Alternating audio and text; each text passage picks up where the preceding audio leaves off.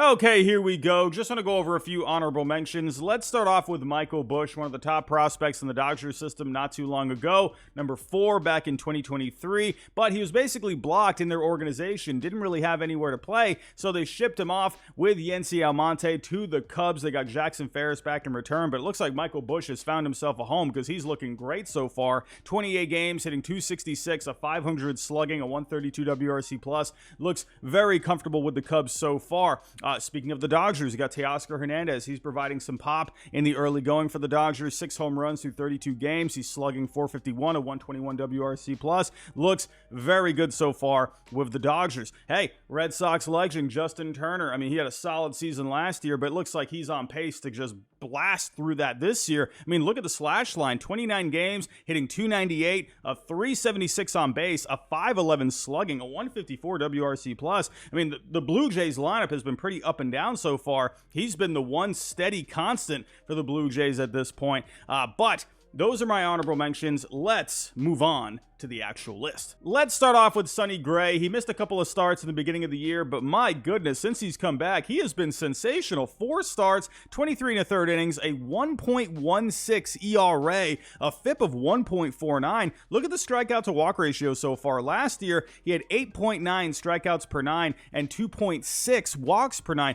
The strikeouts are up to 12.3 so far this year, and the walks are down to 1.5. That is just nuts. Sonny Gray off to a great start. You know, sure, the Cardinals, they're kind of just hanging around right now, 14-16. They're 2 back in the wild card, 4.5 back in the division. So, you know, the rotation as a whole, in my opinion, isn't, very strong, but man, Sonny Gray, they're going to need this guy to be doing this all year if they want to compete. How about Reynaldo Lopez so far this year? It was an absolute bummer when the Braves lost Spencer Strider, but holy cow, Reynaldo Lopez has been stepping it up in a big way. Signed a 3-year, $30 million deal in the offseason. People were thinking, is this guy going to be in the bullpen? Is he going to be a swingman in the rotation? What is he going to be? Well, I mean, he's looking like one of their aces right now. 5 starts, ERA at a 1.50, FIP at a 2.96, 9 strikeouts per 9, 3 walks per 9, keeping the home runs down. He's off to a great start. Without him, who knows what the Braves pitching would be looking like. And since I'm talking about the Braves pitching, I got to shout out Red Sox legend Chris Sale. He is looking great so far, and he's looking healthy. That's the most important thing.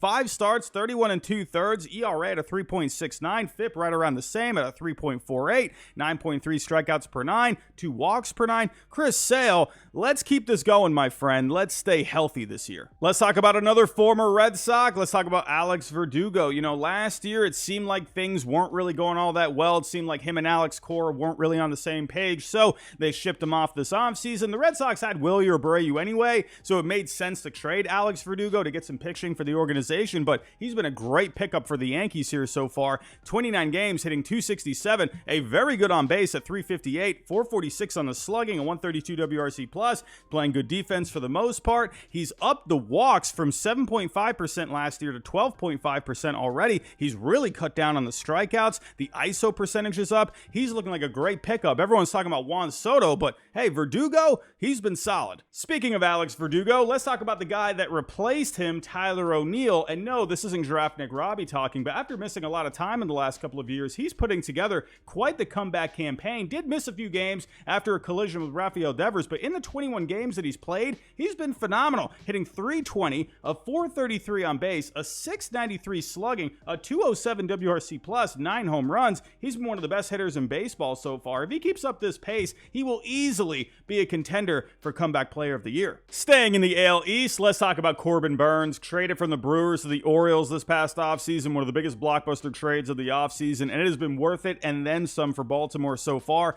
6 starts, 35 1/3 innings pitched, an ERA at a 2.55, FIP a little higher at a 3.70, but he's cut the walks down from last year, 3 per 9 last year to 2 per 9 this year so far. Strikeouts are right around the same. He's looked very solid. He has looked every bit of an ace for the Orioles so far, and it's been very good for them because they've been without Kyle Bradish, John Means for the early going so far. Those two should be back. back. That rotation should be absolutely nasty if those two are healthy. But Corbin Burnes, he has been great. Moving out west, let's talk about Jordan Hicks. When he signed with the Giants this past offseason, the initial reaction was, wow, this is going to be a great back end of the bullpen. And then minutes later, they announced that he was going to be a starter, and that turned people's heads because coming up through the minor leagues when he was trying to be a starter, the command wasn't there. He was walking guys. So then eventually he went to the bullpen. He fared off much better there. But with San Francisco, people were like, okay, as a starter, let's see how this goes. And it has been great so far. 6 starts, 34 innings, ERA at a 1.59, the FIP at a 3.10.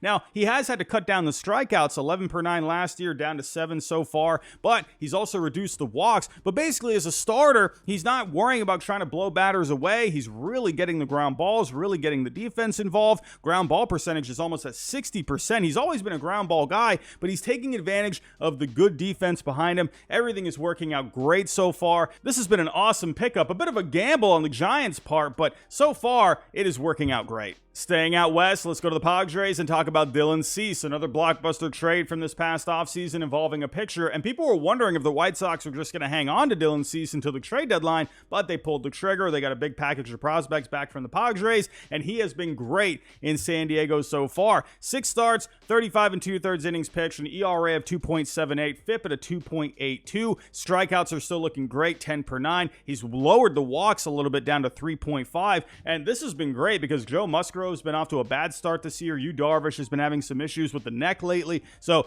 the Padres pitching, they really needed something like this, and it has been absolutely worth it so far. Hey everyone, real quick, just want to shout out today's sponsor, and that's BetUS. So I'm off to a good start with my picks this year. I won a few bets the other night. I am 9-2 so far on the year. I am cooking. What can I say? But I'm taking a look at the full slate of games on today. The one that catches my eye is the Royals and the Blue Jays. Royals at plus 125, Blue Jays favored at home at minus 140. But looking at the pitching matchup, you got Seth Lugo against Chris Bassett. Lugo 4-1 on the year, 1.66 ERA so far. Chris Bassett, on the other hand, he has not fared well so far. You know, taking a look at Chris Bassett's last start, gave up 7 runs against that Dodgers lineup, while Seth Lugo, he fared a lot better against the Tigers. I know it's a weaker lineup, but he looked great. 7 innings, 9 strikeouts overall. I am liking this matchup for the Kansas City Royals right now. So at plus 125, let's say you threw down, I don't know, $25, that would win you $31.25. I think that's a pretty good odd if you ask me.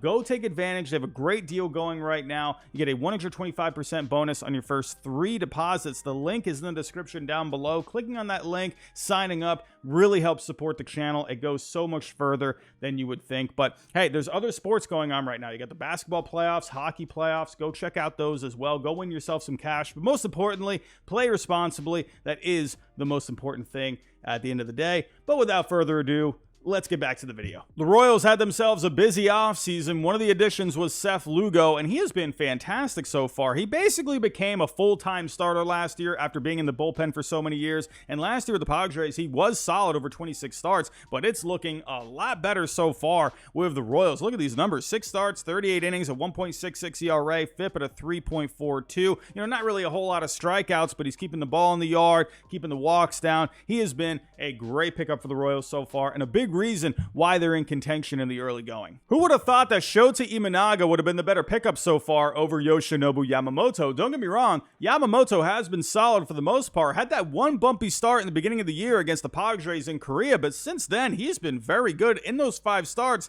has an ERA of 2.00, FIP at a 2.57. Overall, has 11.9 strikeouts per 9, under 2 walks per 9. That is an extremely good strikeout to walk ratio. But I got to talk about Imanaga here. Yamamoto, like I said, he's been good, but Imanaga, he has been very good. 5 starts for him, a 0.98 ERA, a 2.40 on the FIP, 9 strikeouts per 9, under a walk per 9. This guy has been sensational for the Cubs. Let's get back to a bat, shall we? How about Mark Canha so far for the Tigers? What a great pickup he's been for them. They've had a lot of guys slumping in that lineup, but this guy's been stepping up big time. 29 games so far, hitting .278, a .407 on base. That actually ranks 11th so far in Major League Baseball. A 515 slugging, a 165 WRC plus. He has been a great veteran presence for the Tigers so far. They just need these other guys in the lineup to start stepping it up, and my goodness, what a lineup this would be. Let's get back to the Dodgers. I'm going to knock out two birds with one stone here. Let's talk about Tyler Glasnow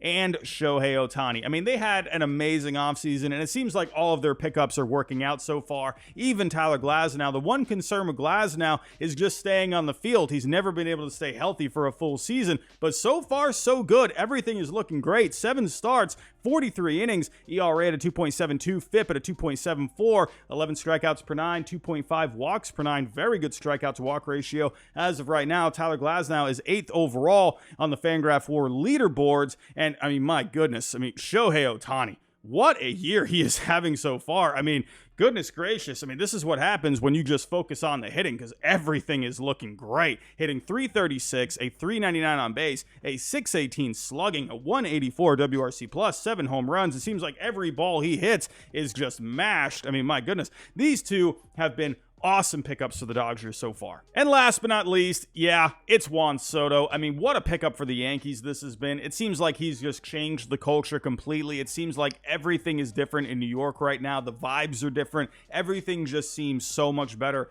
with Juan Soto around. Sure, he's a free agent at the end of the year, but I think the Yankees, they're going to have a good shot at bringing him back long term, because he's just off to an amazing start. Seems like he's really enjoying his time there, hitting 325 so far, a 438 on base, a 581 slugging, a 191 WRC plus. Juan Soto has always been a slow starter, and this is the best start that I can think of in Juan Soto's career so far. And hey, maybe the pinstripes are doing a little something for him. As of right now, he ranks 3rd in Fangraph WAR, 2nd in the American League, only behind Gunnar Henderson. This guy is absolutely going to go for an MVP this year, and he is definitely going to get himself a whopping contract in the offseason. But that is my list. Tell me what you think down below in the comments. I'm sure I've left out a player or two, maybe 5, I don't know. But let me know what you think down below in the comments. If you can on the way out, hit that like button for me, subscribe if you're new, and I'll talk to you next time.